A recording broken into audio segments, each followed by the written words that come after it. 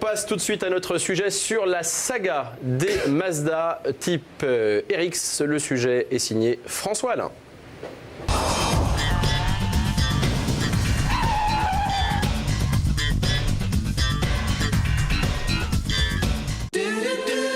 Mazda est le dernier constructeur de la planète à utiliser le principe du moteur à piston rotatif sur l'un de ses modèles, la RX-8.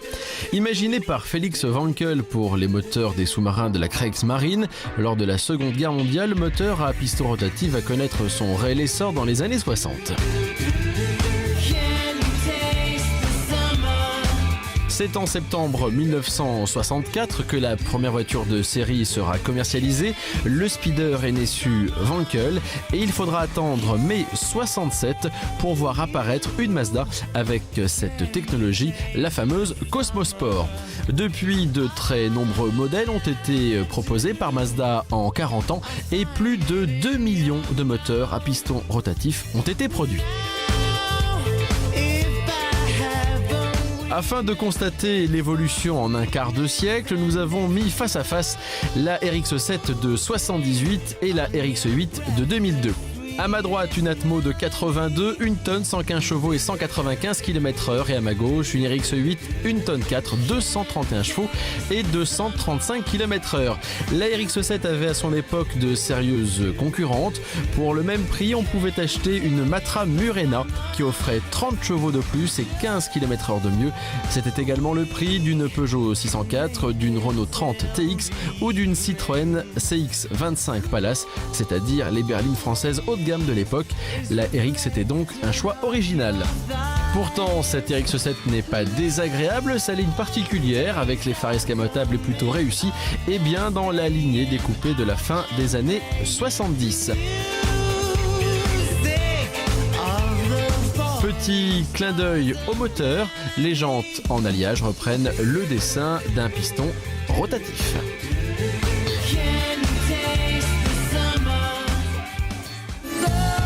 Des clins d'œil que la RX-8 n'oublie pas non plus, avec le dessin du piston que l'on retrouve un peu partout, à l'extérieur mais aussi à l'intérieur, sur les appuis-têtes ou sur le pommeau de levier de vitesse.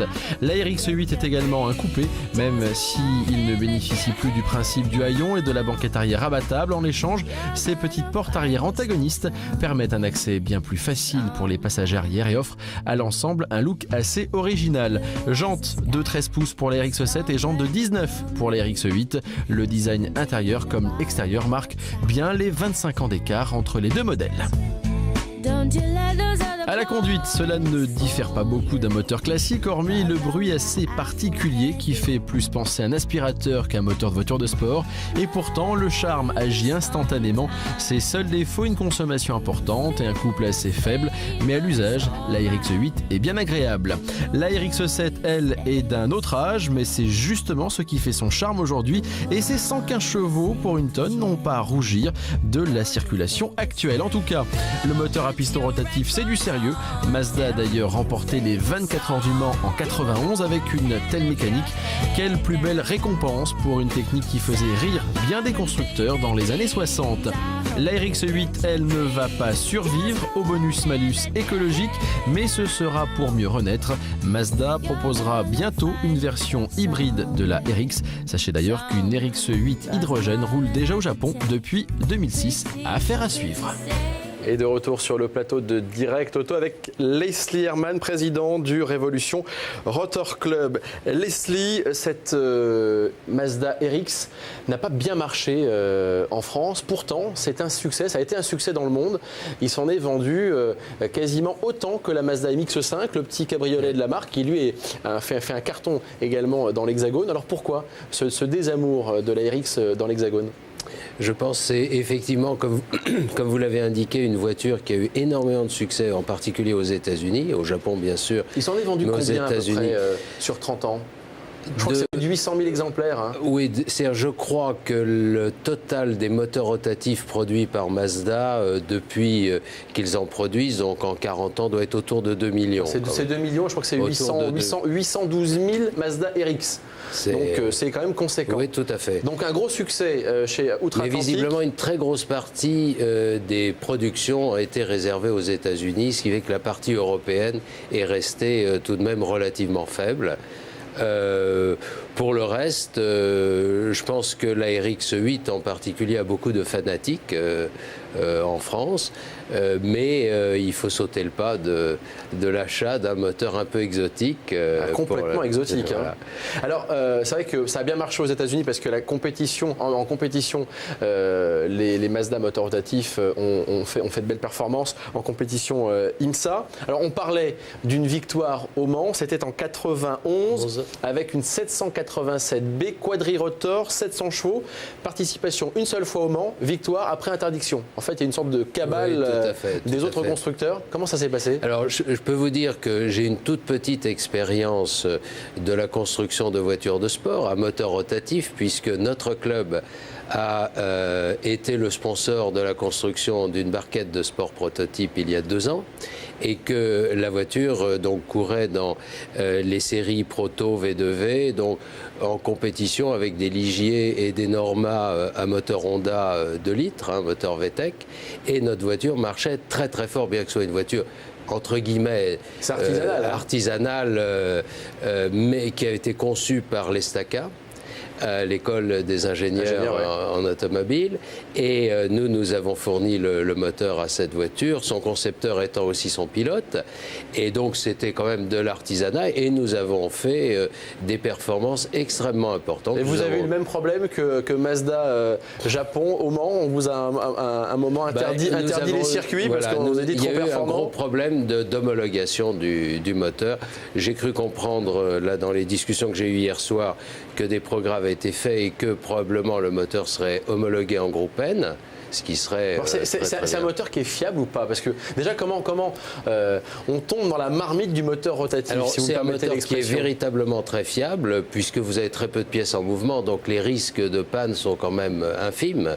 Plus des risques, comme toutes les voitures, de panne électrique, enfin, des choses qui sont autour du moteur, mais le moteur lui-même, les risques sont quasiment nuls. Nous avons dans le club beaucoup de propriétaires qui ont dépassé les 100 000 km avec leur RX-8, ma RX-7 que vous avez essayé. Oui, la blanche là. La blanche. On vous remercie de nouveau. Hein. Je ne peux pas vous dire combien elle a de kilomètres. Mais elle marche. Mais elle roule. Et elle en a 120 000 officiellement au compteur. J'ai des amis qui ont le même genre de voiture à 170 000 km. Donc, franchement, pas de problème de fiabilité. On dit en général que moteurs. ce sont ces moteurs à piston rotatif des moteurs qui consomment de l'essence un petit peu plus que les autres et surtout de l'huile. Il faut mettre de l'huile régulièrement. Oui, alors c'est vrai, ce sont des moteurs qui consomment de l'huile parce que c'est de conception. Le moteur nécessite de l'huile perdue, donc il consomme de l'huile. Ceci étant, la consommation est, à mon avis, enfin, de ce que je vois dans le club, nous avons 90 propriétaires. Donc, en tant qu'usager, vous avez l'expérience. Voilà, et nous en avons 400 sur notre forum, donc on a une petite expérience. Grosso modo, il faut penser autour d'un quart de litre au 1000. Ce qui est beaucoup moins que ce que Mazda dit par prudence, qui est de dire faites vérifier l'huile tous les 2 pleins, ce qui est d'essence, ce qui est franchement absolument pas nécessaire. Alors les versions, si on est tenté déjà de trouver une RX-7, c'est sûrement pas facile parce qu'il n'y en a pas eu beaucoup en France. Il faut plutôt privilégier les versions atmosphériques comme la vôtre ou plutôt des versions turbo, c'est différentes versions, notamment moteur turbo. C'est affaire de goût. Alors il y a un pays où on en trouve entre guillemets assez facilement, c'est l'Allemagne. Il y a eu là une quantité assez importante de RX-7 vendus, donc beaucoup d'amateurs en font venir en Allemagne. Et je pense qu'aujourd'hui, pour la RX-7 biturbo, il y en a plus qui roulent en France qu'il ne s'en est importé en France, que Mazda n'en a importé en France dans les années 91, 92, C'est un bon 93. placement ou pas, Leslie, d'acheter une RX? C'est une voiture qui commence à monter en code collection. Une RX-7 FD. Clairement, c'est-à-dire la biturbo, le modèle biturbo séquentiel, donc qui a été produit de 1991-92, vendu en France jusqu'en 93, mais produit au Japon jusqu'en 2002. C'est un modèle qu'on voit beaucoup préparé chez les tuneurs. Je pense que Frédéric pourrait nous en dire un mot dans certains films américains. Absolument. Et ça, c'est une voiture qui a une cote assez importante, qui a une demande assez forte. J'en possédais une et j'ai fini par la vendre à un ami du club, mais tout le monde voulait l'acheter. Enfin, je veux dire, c'est recherché. C'est très recherché. Dernière question, l'avenir du moteur à piston rotatif. En ce moment, au Mondial de Paris, sur le stand Mazda, il y a une RX-8 hydrogène. Voilà. Et il y en a qui roulent au Japon. Je crois qu'il y en a une petite trentaine qui roulent au Japon. Il va en rouler en Norvège, je crois, très prochainement. C'est une technologie qui s'adapte bien à l'hydrogène ? De ce que je ne suis pas représentant de Mazda. Du tout. Vous êtes passionné et président du moteur. Je ne suis pas très compétent techniquement, mais de ce qu'on m'a dit, effectivement, la technologie s'adapte très bien à l'hybride hydrogène. Ceci étant, il y a un autre développement qui est en cours, qui est le moteur 16X, qui sera un moteur de 1600 cm3, l'RX8 actuel faisant 1300 cm3, qui sera un moteur à injection directe, donc qui aura plus de couple, qui consommera moins d'essence. Un petit peu comme la Porsche. Voilà. Ouais. Et la tendance, bien sûr, c'est de faire des véhicules qui consomment moins, qui polluent moins.